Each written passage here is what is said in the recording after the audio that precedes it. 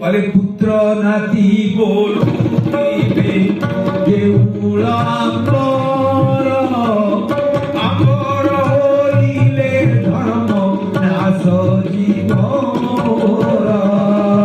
শ্রীরাম জয় রাম জয় জয় রাম শ্রীরাম জয় রাম জয় জয় রাম। ମୋ ବଂଶ ଯଦି ପୁଅ ନାତି ହେବେ ଏ ଦେଉଳକୁ ଦେଖିକି ସେ କଣ ଲୋକଙ୍କୁ କହିବେ ଏଟା ଆମ ମନ୍ଦିର ମୋ ବାପା କରିଥିଲେ ଇଏ ଆମର ଏଇଆ କହିବେ। ଆଉ ଆମର କହିଦେଲେ ତମର ଧର୍ମ ନାଶ ହେଇଯିବ। ମୁଁ ତ ମୋ ପାଇଁ ସବୁ କରିବି ମୋ ପୁଅ ନାତିଙ୍କ ପାଇଁ ସବୁ କରିବି ମୁଁ ସମସ୍ତଙ୍କ ପାଇଁ କରିଛି କାହିଁକି ଜଣେ କହିବ ଆମର ବୋଲି। ଆପଣ ପ୍ରତିଜ୍ଞା କରିଛନ୍ତି ମତେ ଦର ଦେବୁ ବର ଦେବୁ ବୋଲି ଏତିକି ପ୍ରଭୁ କରନ୍ତୁ। ତେଣୁ ଏତିକି କହୁଛନ୍ତି ଇନ୍ଦ୍ରଦ୍ୟୁମ୍ନଙ୍କ ପତ୍ନୀ ଗୁଣ୍ଡିଚାଙ୍କ ଆଖିରୁ ଧାର ଧାର ହେଇ ଲୁହ ବହୁଛି। ଭଗବାନ ଚାହିଁଲେ କହିଲେ ମା ତୁ ଚାହୁଁଛୁ କିଛି ଅନ୍ୟଥା କହିଲେ ନା ନା ମୁଁ ପତିବ୍ରତା ନାରୀ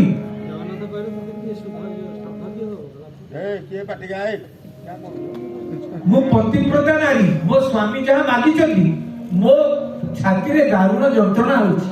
ମାର ମାତୃତ୍ୱ ସାର୍ଥକ କେମିତି ହୁଏ? ପୁଅ ଝିଅ ଜନ୍ମ ହେଲେ ଯଦି ମୋ ସ୍ୱାମୀ କହୁଛନ୍ତି ଆମର ପୁଅ ଝିଅ କେହି ନହେବେ ବୋଲି ପୁଅ ନାତି କେହି ନହେବେ ବୋଲି ମୁଁ ତାକୁ ମୁଁ କିଛି କରିବି। ମୋ ସ୍ୱାମୀଙ୍କ ଇଚ୍ଛାକୁ ମୁଁ ସମ୍ମାନ ଜଣାଉଛି ପ୍ରଭୁ।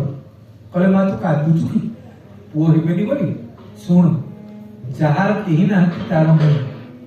ଜଗନ୍ନାଥ କହିଲେ ଯାହାର କେହି ନାହାନ୍ତି ତାର ମୁଁ। ତୋ ପୁଅ ମୁଁ ହେବି ତୋ ପୁଅ। ଆନନ୍ଦ ଆଶ୍ରମ ରହିବାକୁ ଲାଗିଲା ମାଙ୍କ ଆଖିରୁ। ଆଚ୍ଛା ମା ମାନେ ଖୁସି ହୁଅନ୍ତି କେତେବେଳେ ପୁଅ ଝିଅଙ୍କ ଉପରେ? କୋଉଥିରେ? ଭଲ ଡ୍ରେସ ପିନ୍ଧିଲେ ସୁନା ମୁଦି ପିନ୍ଧିଲେ ନାଇଁ ଖାଇଲି ମୋ ପୁଅ ଖାଇଛି ନା ନାଇଁ। ଆପଣ ଦେଖିବେ ଯୁଆଠୁ ବୁଲି ବୁଲାକି ଆସନ୍ତୁ ଘରେ ଯଦି ମା ଝିଅ ପ୍ରଶ୍ନ ପଚାରେ କଣ ଖାଇଲୁଣି? ପୁଅ ବାହାରେ ଅଛି ବାରଟା ବେଳକୁ ମା ବାପାକୁ ଫୋନ କଲା ମା ପଚାରେ କଣ ଖାଇଛୁ ଆଜି? ଗୁଣ୍ଡିଚା ମା କହୁଛନ୍ତି କହିଲେ ତୁ ଯଦି ମୋ ପୁଅ ହବୁ ତ ଖାଇବା କଥା କିଏ ବୁଝିବ? ଆମେ ତ ରହିବୁନି। କହିଲେ ମୋ ଖାଇବା କଥା ବୁଝିବ ଇଏ ବୁଝିବା କଥା। ଯଦି ପୁଅ ହବ ଗୋଟେ କାମ କରିବି ନା କଣ ଖାଉ ଭୁଞ୍ଜୁ ଜଗନ୍ନାଥ ସୁଖୀବ ଶ୍ରୀରାମ ଜୟ ରାମ ଜୟ ପୁଅ ମୁକ୍ତ ରହିବି। ମଣିଷ ତ ମରଣଶୀଳ ମୁଁ ମରିଯିବି। ଯଦି ମୋ ପୁଅ ହେଲୁ ଗୋଟିଏ କାମ କରିବୁ କହିଲେ କଣ? କହିଲେ ଖାଉ ଭୁଞ୍ଜୁ ଜଗନ୍ନାଥ ହାତ ରଖୁଛି ସବୁବେଳେ ହାତ ଉଦାହରଣ ଖାଇଲେ ହାତ ଉଦାହରଣ ନା ନାଇଁ ସବୁବେଳେ ଖାଉଥିବୁ। ଭଗବାନ କହିଲେ ମା ମୁଁ ଏ କଥା ଅଙ୍ଗୀକାର କରୁଛି। ଆଉ ଶୁଣନ୍ତୁ ଯୋଉ ଚାରି ଧାମ ଆମର ଅଛି କୋଉ ଧାମରେ ଭଗବାନ ଶୟନ କରନ୍ତି ଜାଣିଛନ୍ତି? କୋଉ ଧାମରେ ଭଗବାନ ସ୍ନାନ କରନ୍ତି? କୋଉ ଧାମରେ ଭଗବାନ ବିଶ୍ରାମ କରନ୍ତି ଶୟନ କରନ୍ତି?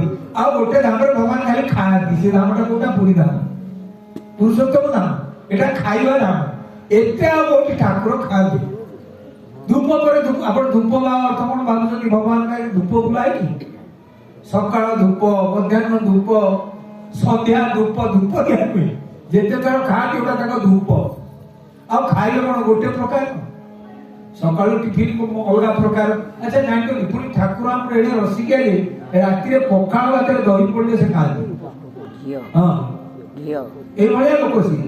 ଆଉ ଶୋଇଲା ବେଳକୁ ବଡ ସିଂହାର ବେଶ ସୁନ୍ଦର ଭାବରେ ପୋଷାକ ପିନ୍ଧିକି ଏଇଟା ରସିକିଆ ଲୋକ ଇଏ ଶୋଇବେ। ଦେବଦାସୀ ମାନେ ନୃତ୍ୟ କରୁଥିଲେ ଦେଖିବେ।